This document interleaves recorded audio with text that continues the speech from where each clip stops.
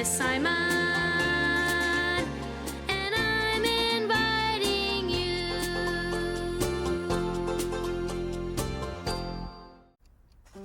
Simon had gone to see a magician who pulled rabbits out of his hat. The trick was very impressive, and Simon wondered how he had done it. The next day, on his way home from school, Simon met Lily from the Land of Chalk Drawings.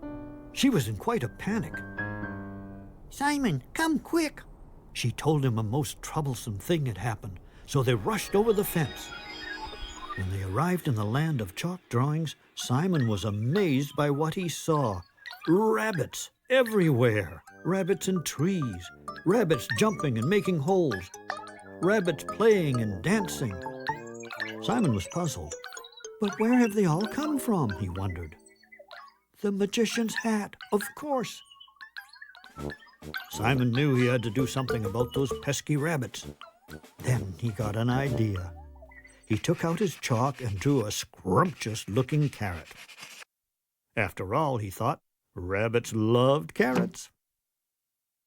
But why weren't the rabbits jumping back into the hat to get the carrot? How did the magicians do it? Simon wondered. He needed help. So he hurried home and drew a magician who he hoped would know just what to do. When Simon arrived back at the Land of Chalk Drawings, he was delighted to find that the magician was already there. "Why, there's my hat," thought the magician. "Fancy finding it here." But before Simon even had a chance to say hello, the magician set to work. He waved his magic wand and changed a little boy into a frog. Then he changed him back. "And now I'll turn this elephant into a canary."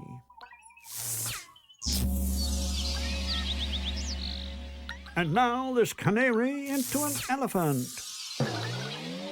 Simon tried to be polite and wait, but the magician showed no signs of tiring. So Simon jumped forward. "I bet you can't make all these rabbits disappear." "Rabbits? That's the first thing I learned in magic school." And he waved his wand with a flourish.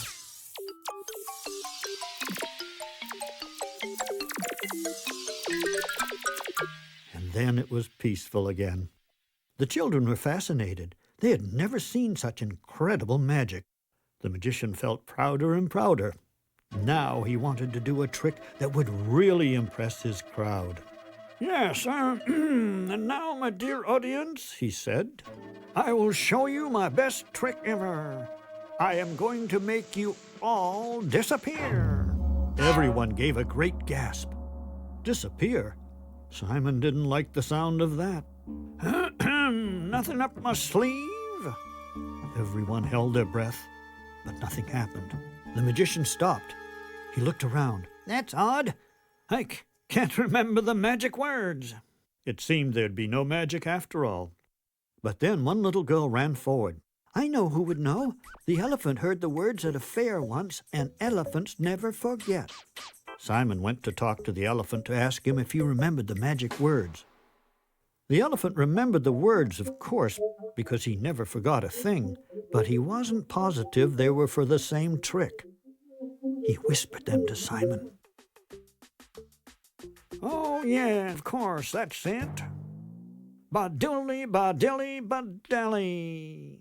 The children waited to see what would happen. And suddenly the magician disappeared, right into thin air. The children agreed that this was his best trick ever. Simon was quite pleased, too. He couldn't let a magician make all his friends disappear now, could he? And the children were impressed with the elephant, too. It was time for Simon to go home for dinner. As he walked back to the fence, he hoped the magician was comfortable with his hat. He wondered if he had enough room in there with all those rabbits.